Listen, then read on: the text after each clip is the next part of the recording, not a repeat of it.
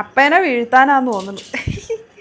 പാളയംകുടം പഴം ചേർത്ത ചുട്ടയാടാ. വർത്താനം പറഞ്ഞ് മാത്രം ഇരുന്നിട്ട് കാര്യമില്ല. വീട്ടിലെ കാര്യങ്ങൾ നോക്കണം നമ്മൾ. അത് എടുത്തപ്പോഴത്തേക്ക് അതിൽ നിന്ന് വെള്ളം വീഴണം.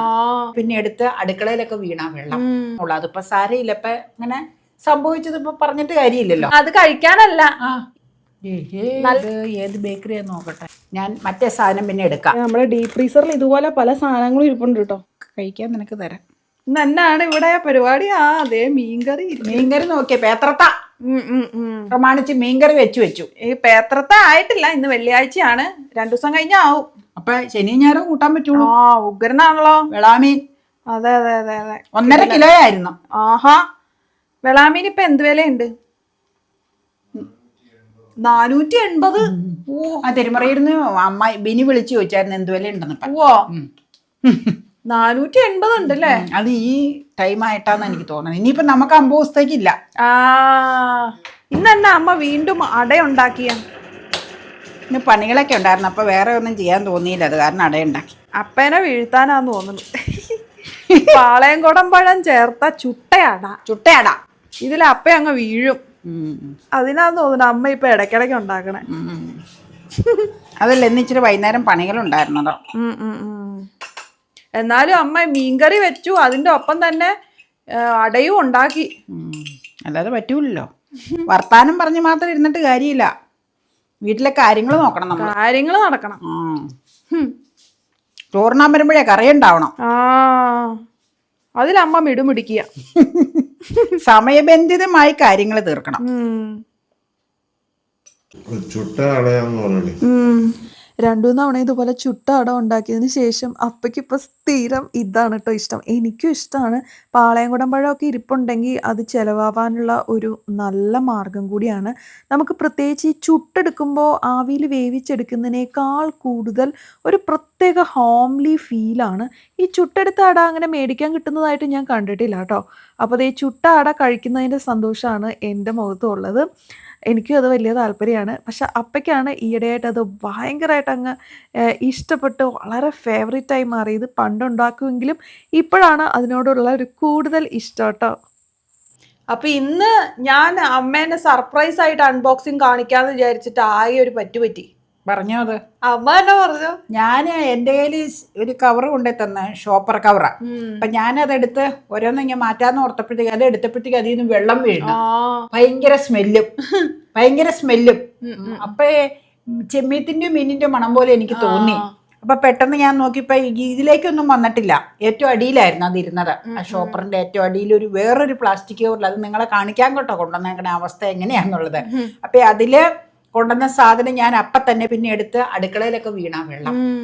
വർക്ക് ഏരിയയിലേക്ക് വേഗം കൊണ്ടുവച്ച് അതെടുത്ത് ആദ്യം ഫ്രീസറിട്ട് വെച്ചു. പിന്നെ മറ്റുള്ള സാധനം എടുത്ത് നോക്കിയപ്പോൾ അതിലേക്കൊന്നും ലീക്കേജ് വന്നിട്ടില്ല. അപ്പൊ അത് നീ പറഞ്ഞതുപോലെ ഐസ് മെൽറ്റ് ആയതായിരിക്കും. പക്ഷെ ഒരു കവറും കൂടെ കിടന്നത് കൊണ്ട് ആ കവറിലേക്ക് വീണ്, ഷോപ്പർ കവറിൽ വീണുള്ളൂ. അതിപ്പോ സാരയില്ല. ഇപ്പൊ ഇങ്ങനെ സംഭവിച്ചത് ഇപ്പൊ പറഞ്ഞിട്ട് കാര്യമില്ലല്ലോ. അപ്പൊ അത് നിങ്ങൾ എന്നാന്നുള്ളത് കാണിക്കാം. അപ്പൊ അല്ലാതെയുള്ള സാധനം ആദ്യം കാണിക്കാം. ഇന്ന് 13 അതെ. ഇന്ന് 13 തീയതി വെള്ളിയാഴ്ച കേട്ടോ. ഫെബ്രുവരി 13 വെള്ളിയാഴ്ച വൈകിട്ട് 8 മണി. ഓക്കെ, അൺബോക്സിങ് ആരംഭിക്കാം. എല്ലാവർക്കും ഒത്തിരി ഇഷ്ടമുള്ള ഒരു വീഡിയോ ആണ് ഈ അൺബോക്സിങ്. അതുകൊണ്ടാണ് കുറച്ച് സാധനങ്ങളെ ഉള്ളൂ എങ്കിലും ഞങ്ങൾ കാണിക്കുന്നത്. കാരണം ചിലപ്പോ എന്തെങ്കിലുമൊക്കെ ഒരു പുതിയ ഐഡിയാസ് ഇതിൽ നിന്ന് പലർക്കും ചിലപ്പോ കിട്ടിയേക്കാം. നിങ്ങള് ഞങ്ങളോടും പലതും ഷെയർ ചെയ്യുന്നതുകൊണ്ട് ഞങ്ങൾക്ക് ഒരുപാട് അതിൽ നിന്ന് എടുക്കാൻ പറ്റുന്നുണ്ട്. നിങ്ങളുടെ അഭിപ്രായങ്ങൾ അനുസരിച്ച് ഞങ്ങൾക്ക് ഓരോന്ന് മാനേജ് ചെയ്യാൻ പറ്റുന്നുണ്ട് കാര്യങ്ങൾ. അപ്പൊ പല സംഗതിയും ഞാനത് ശ്രദ്ധിച്ച് കേൾക്കാറുണ്ട്. അതനുസരിച്ച് മുന്നോട്ട് നീങ്ങാറുമുണ്ട് കേട്ടോ. അപ്പൊ ഓക്കെ, ഓരോ സംഗതികൾ എടുക്കാം. ആദ്യം ഇതെടുത്ത് വെക്കുക. ഇത് സ്ഥിരം നിങ്ങൾ കാണുന്നതാണ്. അതെ. ഇത് സ്കിംഡ് മിൽക്ക്.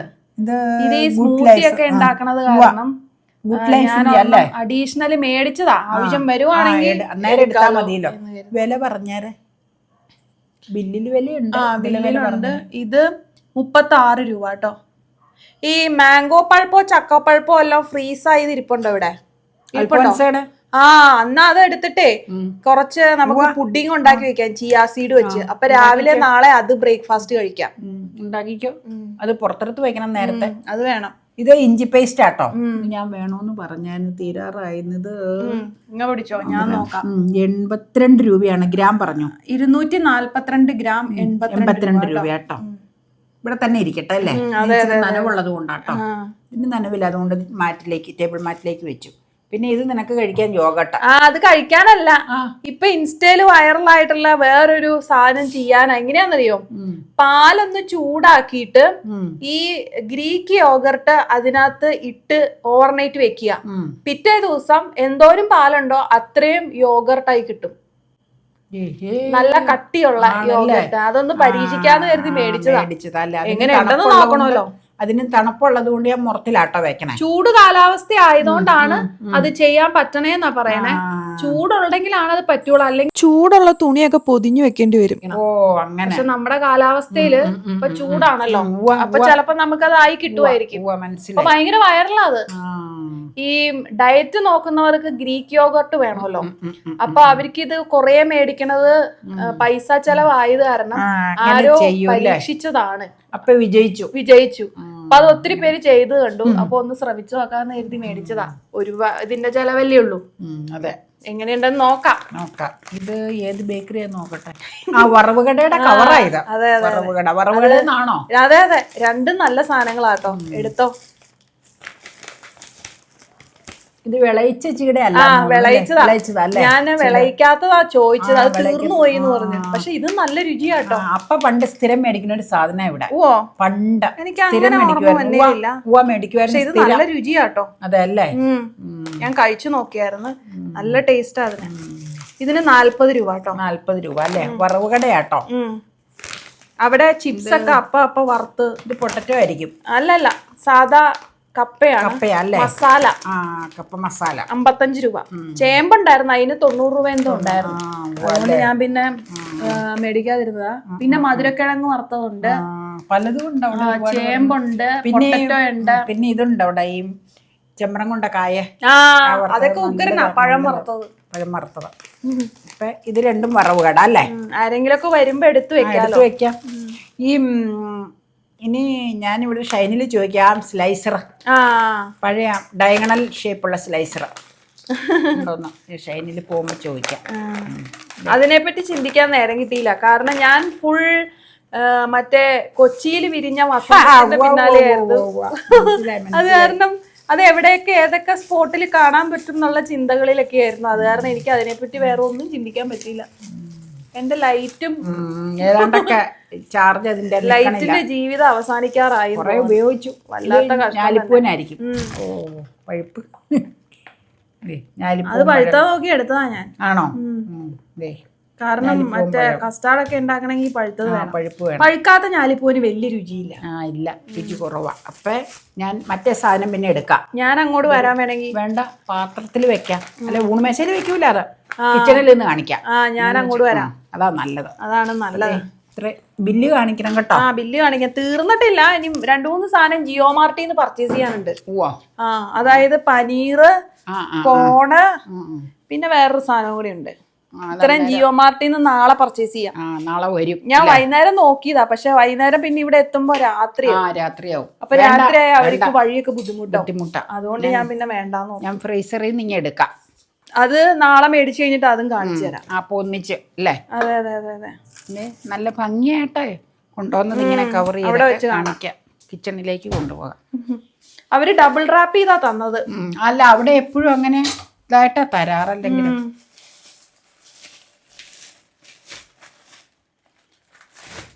ക്ലീൻ ചെയ്ത് കിട്ടുമ്പോ പിന്നെ എളുപ്പമാണല്ലോ.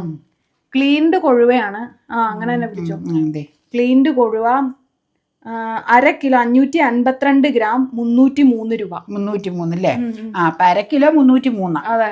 ഇനിയിപ്പൊ നാളെ ഇത് വറക്കാൻ എടുക്കുമ്പോ ഒരു സൂചിക്കൊഴി ഇതന്നെ ഇനി ക്ലീൻ ചെയ്യാനുള്ളേന്ന്. അപ്പൊ ഞാൻ പറഞ്ഞു തലയും വാലും ഒക്കെ കളയും എന്ന് പറഞ്ഞു. അപ്പൊ അത് കളയാത്തതും അവിടെ ഇരിപ്പുണ്ട്. ഉണ്ടല്ലേ? ഇത് ക്ലീൻ ചെയ്തതാ. അന്നേരം കാണാം. എടുക്കുമ്പോ കാണിക്കാട്ടോ. അരപ്പ് വരട്ടെ. ഇത് വറക്കാനായിട്ട് അരപ്പ് വരട്ടാൻ എടുക്കൂല. അന്നേരം നിങ്ങളെ കാണിക്കാം. അപ്പൊ ഇതിപ്പോ ഈ ഫോമിൽ ജസ്റ്റ് ഒന്ന് കാണിച്ചെന്നേ ഉള്ളൂ. ഇതിൽ ഇപ്പൊ നീ പറഞ്ഞ പോലെ ഈ ഐസ് ഇതായത് കൊണ്ടാ ലീക്കേജ് വന്നത്. അവര് നല്ല ഭംഗിയായിട്ടാ കവറിലൊക്കെ ഇട്ട് വെച്ചോട്ടെ. ഇങ്ങനെ ഇട്ട് തന്നെയാണ് കൊണ്ടുവന്നത്. എന്നിട്ട് ഷോപ്പറിൽ ഇട്ടേക്കുമായിരുന്നു. അങ്ങനെ അതെ ബില്ല് കണ്ടോ, ടോട്ടൽ എമൗണ്ട് 501 രൂപയാണുള്ളത്. അപ്പോൾ അത് ജസ്റ്റ് ഞാൻ നിങ്ങളെ കാണിച്ചു എന്നുള്ളൂ കേട്ടോ, സാധാരണ കാണിക്കാറുണ്ടല്ലോ, അതിൻ്റെ ഭാഗമായിട്ട് കാണിച്ചതാണ്. ദേ നമ്മുടെ പുതിയ ട്രേയിൽ ഇട്ട് വെച്ചിരിക്കുന്നത് കണ്ടോ, നമ്മുടെ നാരങ്ങയല്ലേ ഇത്, ചൈനീസ് ഓറഞ്ച്. മധുരം ഇല്ലാതെയാണല്ലോ അല്ലേ, ജസ്റ്റ് പിഴിഞ്ഞ് ലൈം ജ്യൂസ് ഉണ്ടാക്കാം, ഐസ് ടീ ഉണ്ടാക്കാം. 2 ഐസ് എടുത്തിട്ട് അങ്ങ് ഗ്ലാസ്സിലിട്ടിട്ട് വെള്ളം ഒഴിക്കാം അല്ലേ. അടിപൊളി. അടപ്പുള്ളത് കൊണ്ട് വളരെ നന്നായി. ഒന്ന് മണത്തേ. നല്ല മണമുണ്ട്. ഇത് അപ്പയ്ക്ക് വളരെ ഇഷ്ടപ്പെടും. അടച്ചേക്കട്ടെ. അപ്പൊ നാരങ്ങയും വേസ്റ്റ് ആവില്ല, കറക്റ്റായിട്ട് നമുക്ക് യൂസ് ചെയ്യുകയും ചെയ്യാതെ. നമ്മുടെ ഡീപ് ഫ്രീസറിൽ ഇതുപോലെ പല സാധനങ്ങളും ഇരിപ്പുണ്ട് കേട്ടോ. വെച്ചേക്കട്ടെ. ഞാൻ ഇത് വെക്കാൻ വേണ്ടി സംഗതികളെല്ലാം ഇതിലേക്ക് മാറ്റിയത്. ഇത് അൽഫോൻസയുടെ. ഇത് ഇങ്ങോട്ട് വെക്കാട്ടോ. ഒരു പ്ലേറ്റിൽ വെക്കാം. ആ മാംഗോ പൾപ്പ് ഉണ്ടോ, നമ്മൾ ലാസ്റ്റ് സീസണിൽ അത് ആ പൾപ്പ് എടുത്തിട്ട് ഫ്രീസ് ചെയ്ത് വെച്ചിരിക്കുന്നതാണ്. അപ്പോൾ അതിൽ നിന്ന് ഞാൻ കുറച്ചെടുത്ത് മാറ്റി വെക്കാൻ വേണ്ടിയിട്ടാണ് അതിപ്പോൾ എടുത്തത് കേട്ടോ ഫ്രീസറിൽ നിന്ന്. എന്തിനാന്ന് വെച്ച് കഴിഞ്ഞാൽ എനിക്ക് ആ മാംഗോ പൾപ്പും പാലും ചേർത്ത് ഒന്ന് മിക്സിയിൽ അടിക്കുക. മധുരം ഒന്നും ഇടുന്നില്ല, കാരണം ആ പൾപ്പിന് നല്ല മധുരം ഉണ്ട് കേട്ടോ. മധുരം ഒന്നും ഞാൻ വേറെ ചേർക്കണില്ല. ഡേറ്റ് സിറപ്പ് ഉണ്ടായിരുന്നെങ്കിൽ അത് ചേർക്കായിരുന്നു. ഡേറ്റ്സ് പിന്നെ സോക്ക് ചെയ്തും വെച്ചിട്ടില്ല, അല്ലെങ്കിൽ അതും കൂടി ചേർന്ന് അടിക്കായിരുന്നു. ഇതിപ്പോൾ അതൊന്നും ചെയ്തില്ല ഞാൻ. ജസ്റ്റ് മധുരമുള്ള മാങ്ങ ആയതുകൊണ്ട് അത് അതുപോലെ തന്നെ അടിച്ചിട്ട് ഞാനൊരു പാത്രത്തിൽ ഒഴിച്ചു വെക്കുകയാണ്. നല്ല തിക്കാണ് കേട്ടോ. അതിനുശേഷം കുറച്ച് ചിയാ സീഡും അതിൻ്റെ മുകളിലിട്ടു. ഇനി നന്നായിട്ട് അങ്ങ് മിക്സ് ചെയ്യാണ്. ചിയാ സീഡ് എല്ലായിടത്തേക്കും അങ്ങ് പടർന്ന് അങ്ങ് കുതിരണം. എന്നിട്ട് നമ്മളിത് അടച്ചിട്ട് ഫ്രിഡ്ജിൽ വെക്കുക എന്നുള്ളതാണ് എൻ്റെ ഉദ്ദേശം കേട്ടോ. ചിയാ സീഡ് നന്നായിട്ട് താഴേക്കൊക്കെ പോയിട്ടേ നന്നായിട്ട് അതങ്ങ് മിക്സ് ചെയ്യണം. പൊങ്ങി കിടന്നു കഴിഞ്ഞാൽ അത് വീർത്ത് വരില്ല, അതാ പ്രശ്നം. അപ്പോൾ ഇത് കണ്ടോ, അടച്ചിട്ട് ഞാനത് നേരെ പോയിട്ട് ഫ്രിഡ്ജിൽ വെക്കുകയാണ്. ഇനി കുറേ നേരം കഴിഞ്ഞിട്ട് ഒരു 1-1.5 മണിക്കൂറൊക്കെ കഴിഞ്ഞിട്ട് എടുക്കാം എന്നുള്ള പ്രതീക്ഷയിലാണ് കേട്ടോ. എനിക്ക് വൈകിട്ട് കഴിക്കാൻ വേണ്ടിയിട്ടാണേ. അപ്പം ഞാൻ അത് എടുത്തു കഴിഞ്ഞ് തുറന്നു നോക്കി കഴിഞ്ഞപ്പോൾ ചിയാ സീഡൊക്കെ നന്നായിട്ട് വീർത്ത് വന്നിട്ടുണ്ട് കേട്ടോ. എനിക്കിഷ്ടപ്പെട്ടു ആ ഒരു പാകം. ഇനി നമുക്ക് കുറച്ചെടുത്ത് കഴിക്കാം എന്നുള്ളതാണ് എൻ്റെ പ്ലാനിങ് കേട്ടോ. അപ്പോൾ ഞാനത് നന്നായിട്ട് ഇളക്കുകയാണ്. കുറച്ച് തണുപ്പുണ്ടായിരുന്നു, തണുപ്പ് അധികം അങ്ങ് വേണ്ടല്ലോ എന്ന് വിചാരിച്ചിട്ട് നന്നായിട്ട് അങ്ങ് ഇളക്കി കോരി എടുക്കുവാണ്. എങ്ങനെയുണ്ടെന്ന് നോക്കണമല്ലോ. അപ്പോൾ ഞാൻ ഭയങ്കര ഹാപ്പി ആയിട്ടാണ് ഇരിക്കുന്നത്, കാരണം ഇന്ന് ഇത് കഴിക്കണം എന്ന് തന്നെയാണ് ഞാൻ ആഗ്രഹിച്ചിരുന്നത് കേട്ടോ. അപ്പോൾ അതുകൊണ്ട് ആഗ്രഹിച്ചത് കഴിക്കുമ്പോൾ നമുക്കൊരു സന്തോഷം ഉണ്ടാവുമല്ലോ. ഡബിൾ സന്തോഷമായിരുന്നു. നല്ല ടേസ്റ്റി ആയിരുന്നു. മധുരം ആവശ്യത്തിന് ഉണ്ടായിരുന്നു കേട്ടോ. പ്രത്യേകിച്ച് ഒന്നും ചേർത്തില്ലെങ്കിലും നല്ല മധുരം ഉണ്ടായിരുന്നു. എനിക്കത് വളരെ ഇഷ്ടമായി കേട്ടോ. വൈകിട്ട് അതാ കഴിച്ചത്. അപ്പോൾ ഇത് ഞാൻ വേറൊരു ദിവസം ഫ്രീസറിൽ നിന്ന് ഞാൻ എടുത്തിട്ട്, നമ്മൾ നേരത്തെ കണ്ടില്ലേ ആ നാരങ്ങ ഐസ് ട്രേയിൽ ആക്കി വെച്ചിരിക്കുന്നത്, അപ്പോൾ അത് നിങ്ങളെ ഒന്ന് കാണിക്കാമെന്ന് വിചാരിച്ചു. നെക്സ്റ്റ് ഡേ പകല് ഒരു നാരങ്ങ വെള്ളം കുടിക്കാതെയോ ഐസ് ടീ കുടിക്കാനാണോ എന്തോ ഒരു ആവശ്യത്തിന് വേണ്ടിയിട്ട് ഞാൻ ഐസ് ട്രേ എടുത്തപ്പോഴോർത്ത് നിങ്ങളെ ഒന്ന് കാണിച്ചേക്കാന്ന്. അപ്പോൾ ആ നാരങ്ങ ഫ്രീസ് ചെയ്തിരിക്കുന്നത് കണ്ടോ. അപ്പോൾ ഈ ഐസ് ട്രേയുടെ പ്രത്യേകത എന്ന് പറഞ്ഞാൽ നമ്മൾ പുറകിൽ നിന്ന് ആ കുഴിയുള്ള ഭാഗമില്ലേ, പുറകിൽ ആ കുഴിയുള്ള ഭാഗത്ത് ഒരു പുഷ് കൊടുത്തു കഴിഞ്ഞാൽ നാച്ചുറലി ആ ഐസിങ് ഇളകി പോരും. അതിൻ്റെ മുകളിൽ വെള്ളം ഒഴിക്കുകയോ ഒന്നും ചെയ്യാൻ നിൽക്കണ്ട. മറ്റേ സ്റ്റിഫായിട്ടുള്ള ഐസ് ട്രേ ആകുമ്പോഴേക്കും ഇച്ചിരി പാടല്ല ഐസ് ഇളക്കിയെടുക്കാനായിട്ട്. അപ്പോൾ ഈ നാരങ്ങ വെള്ളം ഉണ്ടാക്കാനായിട്ട് ആദ്യം കാണിച്ചത് ഐസ് ടീ ആണ്. ഐസ് ടീ ഞാൻ കുടിച്ചു. പിന്നെ വേറൊരു ദിവസം നാരങ്ങ വെള്ളം കുടിക്കാനായിട്ട് 2 ക്യൂബാണ് ഞാൻ ഇട്ടത്. എന്നിട്ട് വെള്ളം ഒഴിച്ചു. പിന്നെ തണുത്ത വെള്ളം ഒഴിക്കണ്ട, കുറച്ച് മധുരവും ഇത്തിരി ഉപ്പും ഇട്ടു. സൂപ്പറായിരുന്നു. സൂപ്പർ എന്ന് പറഞ്ഞാൽ നല്ല റിഫ്രഷിങ് ആയിരുന്നു. കണ്ടോ ആ ഐസ് അലുത്തോണ്ടിരിക്കുന്നത്.